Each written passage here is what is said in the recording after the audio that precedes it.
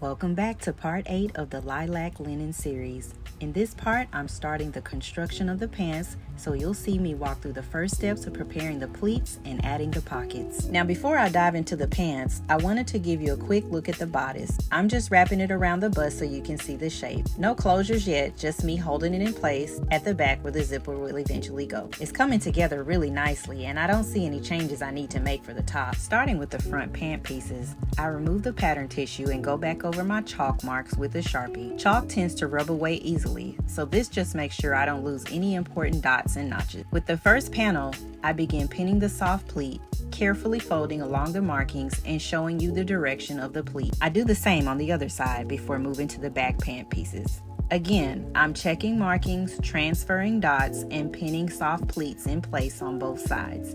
These will be basted down before construction. Now I'm moving on to the back pant pieces. I'm transferring all my markings, double checking the notches, and then working on the back pleats. You'll see me pinning each pleat into place and pointing in the direction they'll fold. I like to take my time here, making sure both sides mirror each other before I secure them. Here I'm at the machine, using a long red stitch for my basting. The color helps me see what's going on clearly in case I need to adjust anything. I baste both front pleats, then show you an aerial view so you can see that line of stitching before moving on. Next, I grab pattern piece number 10, the pocket. I lay it over the front pant and pin along the curved edge. Then it's back to the machine to sew that pocket in, carefully pulling out pins as I go. You'll see the curve start to take shape.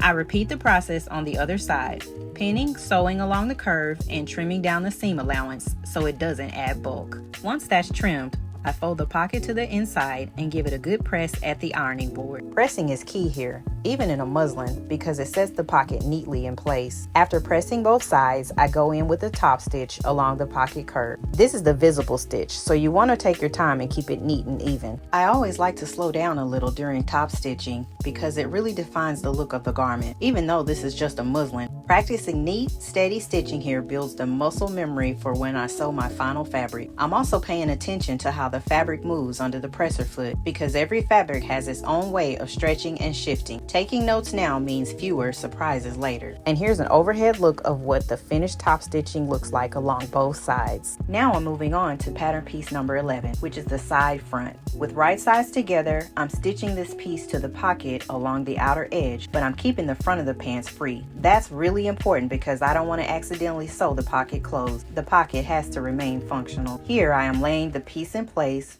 pinning around the curve and using my finger to trace the line where I'll be stitching. Once everything is pinned, I take it over to the sewing machine. You can see me pulling pins as I go, following along my painter's tape guide, which really helps keep that curve smooth and even within the seam allowance. When I finish, I do an overhead shot on the sewing table so you can clearly see the red stitching line attached to the front of the pants. Then I flip it over to the right side and I slip my hand into the pocket to show that it's still functional. After that, I go back and clean up a few loose threads that were left behind, and then I secure everything with a few basting stitches. First, I run a line across the top of the pants where pattern piece 11 connects, just to keep that flap from moving around. Then I add a short 2-inch basting stitch down the side seam of the pocket, which helps hold the piece firmly in place. Here's another quick shot of me sewing those basting stitches at the machine, again with the red thread so you can see exactly where I've tacked it down. And once that's complete, I repeat the same process on the other side. You'll notice both pockets are attached and basted with that red thread, keeping everything nice and flat and ready for the next step. Now I'm bringing the front and back pant pieces together, pinning down the sides and checking that all the notches line up. On one leg, I pinned it correctly, but on the other, I pinned it wrong. I didn't realize until after I'd already sewn the seam. So here I am with my seam ripper, my best friend in the sewing room. Thankfully, I used a long stitch, which made ripping it out quick and easy. This is exactly why we sew muslins first, to catch mistakes, make notes, and avoid ruining our good fabric. And yes, I had to give my trusty seam ripper its own little close-up. I never sew without it. After fixing my mistake, I pin the seams together the correct way, trace my finger down the line, and take it back to the machine. Back at the machine, I stitch everything together the right way, and now both pant legs are sewn properly. Now it's time to move on to the crotch area. I smooth the pieces flat and run my finger along that U-shaped curve, showing where I'll be sewing to connect the two legs together. And with that, we're ready to join the pants at the crotch seam. Next, I'm sewing the crotch seam. Normally, I'd go back in about 1/4 inch to sew a second curve for extra strength. That helps prevent the crotch from splitting when you sit or move around. I forgot to do that here, but that's the beauty of sewing a muslin. It's all about making notes before cutting into the real fabric. Around this point, I'll admit I got a little turned around. I was supposed to invert the pant legs to prepare for the next step. I figured it out off camera and came back with everything stitched correctly at the inseam. From here, I move into pinning the outer seams of both legs. Just a quick time lapse of me smoothing, pinning, and showing where I'll stitch. After sewing the side seams off camera, here's an overhead view of the pants coming together. At the waistline, I add a long ease stitch across the top. This will give me flexibility when I attach the midriff section later. And now I have the completed pants in my hands. You can see the movement and the fit.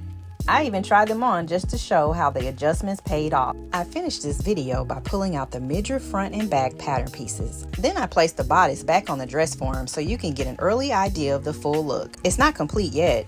The midriff pieces still need to be added, but you can see how the pants and top are starting to work together. And that's where I'll leave you for part 8. Thanks for watching, and I'll see you in part 9.